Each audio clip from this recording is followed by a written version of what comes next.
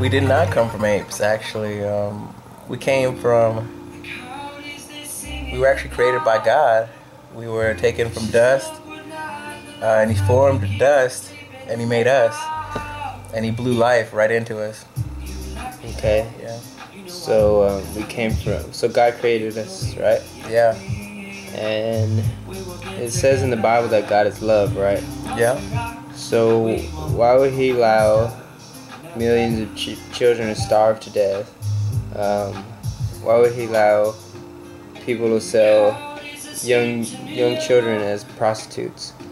Why would He allow all this murder and death and hate? Yeah, that's a good question. And I know that when God created us, He made us perfect.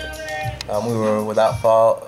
In fact, we were able to just walk around in peace and peace with Him, and know that everything was okay. There was no sickness. There was nothing. And but He also gave us this thing called free will, where it was actually part of His plan. He said, "I love you, and I'm going to let you choose to love me back." He had a plan, and He did it in Christ.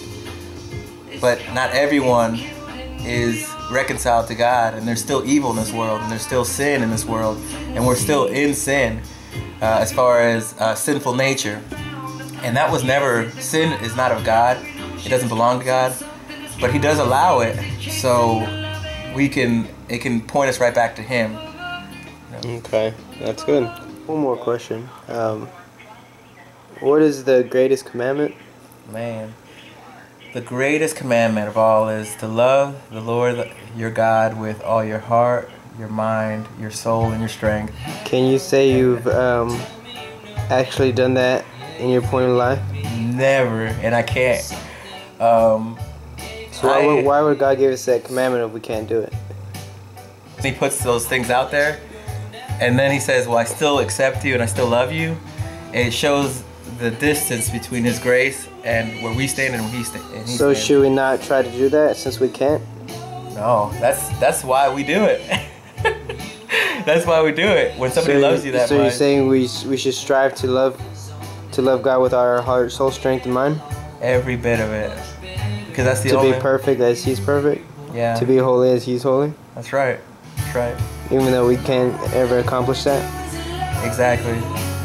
But in that, we start seeing God's nature through us. We start seeing, because He says that in the beginning He created us in His likeness and in His image. So as we start doing that, even in our imperfections, we start seeing Jesus. We start seeing His Son. We start seeing the person that He's originated us to be, and that's His sons and daughters, really. So, yeah. Thank you, George. You're welcome, Marty.